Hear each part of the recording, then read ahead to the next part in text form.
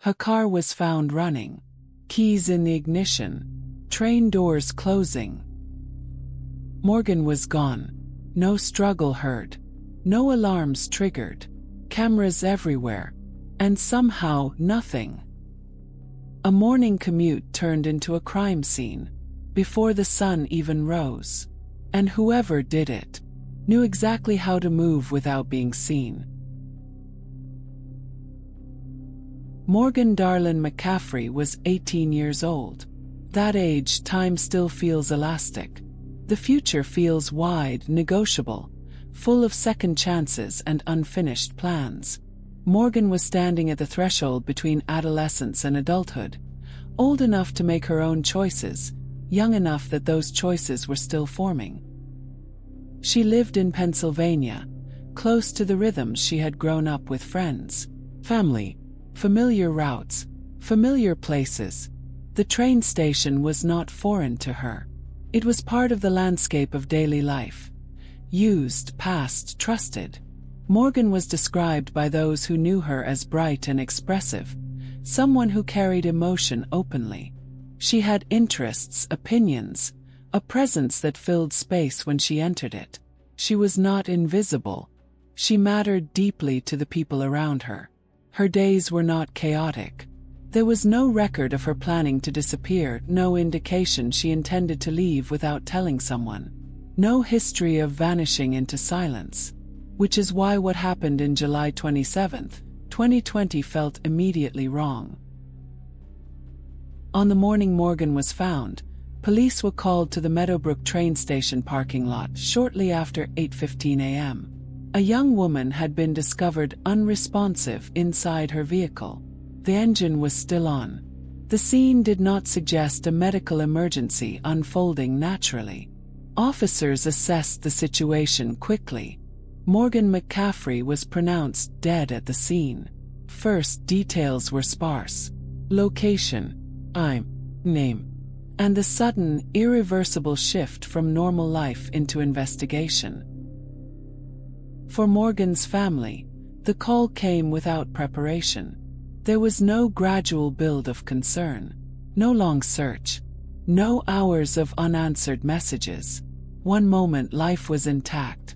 The next, it was fractured beyond repair. 18 is an age defined by momentum, plans that are still flexible, dreams that haven't yet hardened, mistakes that feel survivable. Morgan was still building herself, still becoming who she would be. And yet, she was found alone in a public place, one built on predictability, at a time when most people were beginning their day. That contradiction mattered. Because places like train station parking lots are designed for passing through, not for endings. They are meant to be safe by default, familiar, unremarkable, trustworthy, which meant investigators were not just looking at a death. They were looking at an interruption, something that had entered Morgan's life briefly, but with permanent consequences. As detectives began reconstructing her final hours, one fact became unavoidable. Morgan had not been alone by chance. Someone else had been there. And whatever happened next unfolded quickly, inside a space that should never have become a crime scene. The questions were just beginning. To understand what brought Morgan McCaffrey to the Meadowbrook train station that morning, investigators had to step back, away from the parking lot, away from the running car, and look at the social gravity around her life. Not motives, not conclusions, just proximity. Morgan was 18, navigating the complex space between independence and connection. Like many young adults, her world was shaped by a small but intense social circle. Friends, acquaintances, people known well enough to trust, but not always well enough to truly know. There was no evidence she was being followed. No indication of a random encounter escalating into something else. Nothing to suggest she had crossed paths with a stranger by accident. What investigators did find was contact, digital traces, messages, patterns of communication that placed at least one other person within Morgan's orbit in the hours leading up to her death. Not a family member, not a romantic partner publicly identified. An acquaintance, someone familiar enough to be recognized, but distant enough to exist on the margins. That distinction mattered, because crimes rooted in proximity often unfold quietly. They do not begin with threats or alarms. They do not announce themselves as dangerous. They operate inside assumed safety. Morgan had no known history of conflict that would have raised immediate red flags. There were no restraining orders, no documented disputes, no warnings passed along to friends or family, nothing that suggested she believed she was at risk, which is why investigators approached the early stages of the case with caution. They reviewed her recent movements, her communications, her last known plans. They asked simple questions first. Who knew where she was going? Who had reason to meet her? Who had access, not just physically but socially? The Meadowbrook train station parking lot was not chosen at random. It was a place people agreed to meet, a place that felt neutral, a location that didn't invite suspicion. And that choice raised its own quiet tension, because meeting someone in a public space often lowers defenses, suggests transparency. It implies there is nothing to hide, that nothing serious will happen where others could see. Yet whatever occurred did not draw attention. No witnesses reported a disturbance. No emergency calls came in from passers-by. No one noticed something unfolding in real time. That silence was significant. It suggested that if Morgan met someone there, it was not a confrontation. Not at first. It likely began as something routine, an interaction that did not trigger alarm. Investigators identified Gilbert Newton III, an 18-year-old acquaintance, as a person of interest as the case developed. The connection was not framed as intimate or familial. There was no narrative of a long-standing relationship. Just contact, just overlap, just access.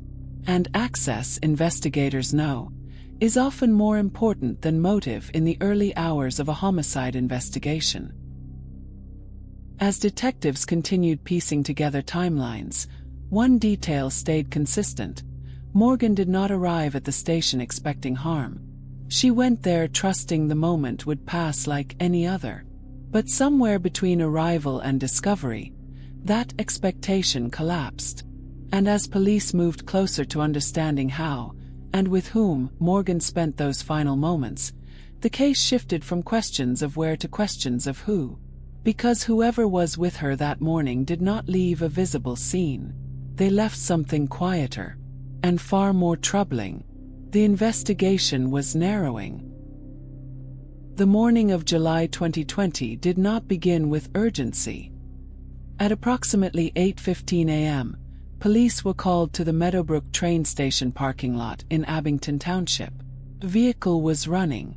A young woman was inside, unresponsive. By the time officers arrived, the scene was already still. Morgan McCaffrey was pronounced deceased at the location where her car sat. Engine on, doors closed, morning light spreading across the asphalt. There were no signs of a struggle visible from a distance. No shattered glass. No overturned belongings. To passing commuters, it looked like an ordinary morning interrupted by an unexplained pause. But investigators knew better. Because scenes like this, quiet, contained, undisturbed, often demand the most careful attention. Police secured the area and began documenting everything exactly as it appeared. The position of the vehicle, the condition of the doors, the state of the ignition, the placement of Morgan inside the car. Each detail mattered not because it was dramatic but because it was controlled. There was no indication Morgan had been moved from another location. No evidence suggesting she had collapsed after a medical emergency that morning. The circumstances pointed to something else, something that required reconstruction, not assumption. Investigators turned immediately to time. When was Morgan last seen alive? Who had contact with her overnight? What digital traces remained? Phone records were reviewed. Messages and call logs helped establish a narrow window leading into the early morning hours. Surveillance cameras around the train station were canvassed, not for spectacle, but for continuity. Movement in, movement out, vehicles entering and leaving the lot. The goal was not to find a single moment of violence. It was to understand sequence. Cameras showed Morgan's car arriving. They showed no obvious disturbance afterward. They did not show her leaving again. That absence was as telling as any footage. Forensic teams examined the vehicle closely. They documented physical evidence inside and around the car. They collected items that could later speak when people could not. Nothing was interpreted in isolation. Everything was logged, preserved, and deferred to laboratory analysis, because early conclusions can collapse cases. Investigators resisted the urge to speculate publicly. Instead, they worked backward, from the final moment of discovery to the last point of confirmed contact. Each step reduced the margin of uncertainty. One conclusion became unavoidable. Morgan did not die alone. The evidence suggested another presence. Someone close enough to be with her in that confined space. Someone whose interaction did not trigger alarm. Someone she did not flee from. As the investigation progressed, attention returned to the social proximity already identified. Communications were cross-referenced. Locations were aligned. Timelines began to overlap. And when those overlaps were mapped, they led back to a single point of convergence: a parking lot. Gilbert Newton III was identified through this process, not through rumor, not through coincidence, but through accumulation. Each piece of evidence, small on its own, began to form a structure that could not be ignored. Still, investigators moved deliberately, because this was not a case built on a single dramatic discovery. It was built on consistency, on alignment, on the absence of innocent explanation. By the time police completed the initial phase of forensic review, the direction of the case was clear, even if every answer was not yet in place. Morgan McCaffrey's death was being treated as a homicide, and the quiet parking lot where she was found had already said more than it appeared to. The next step would be accountability. With the investigative framework in place, the case moved from reconstruction to action. As evidence was reviewed and timelines narrowed, Abington Township Police identified Gilbert Newton III as the individual most closely linked to Morgan McCaffrey's final hours. The connection was not sudden. It was cumulative, built through forensic findings, digital records, and corroborated investigative steps that aligned presence, access, and opportunity. Newton was taken into custody and formally charged with first-degree murder and related offenses. The arrest marked a shift in the case, but not a resolution, because an arrest answers who, not why, and it does not return what was lost. As the case progressed through the Pennsylvania criminal court system, proceedings unfolded with restraint. Prosecutors focused on evidence rather than spectacle. They outlined how Morgan was found, how investigators traced events backward, and how the collected evidence supported the charge that her death was the result of deliberate action. There were no public claims of chaos, no narrative of chance, no suggestion that what happened could be explained away as accident or confusion. The defense, as expected, challenged interpretation and intent. But the structure of the case remained intact, anchored in physical findings, documented timelines, and investigative consistency. For Morgan's family, the legal process unfolded at a distance from grief. Courtrooms move forward. Loss does not. Morgan Darlin McCaffrey was 18 years old. She was at the threshold of adulthood, a moment where life feels open, unfinished, still forming. She was not defined by instability or danger. She was not living on the margins. She was simply present, at a place meant for transit, at a time meant for routine. Her death disrupted more than a single life. It disrupted assumptions about safety, about familiarity, about how quickly ordinary spaces can become sites of irreversible harm.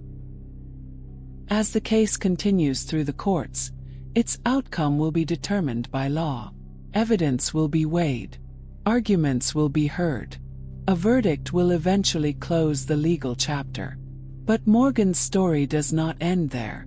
It remains a reminder of how quickly trust can be misplaced, and how crucial careful investigation is when silence replaces explanation. It underscores the responsibility of institutions to pursue truth patiently, without rushing conclusions, and without allowing the absence of spectacle to dull urgency. Morgan is remembered not for how she was found, but for who she was. A young woman whose life mattered, whose presence mattered, whose absence is still felt. Quiet cases still deserve attention. Quiet victims still deserve justice. And quiet endings still demand that we look closely, especially when nothing appears wrong at first glance. This wasn't the only case where routine turned fatal. Watch what happened next.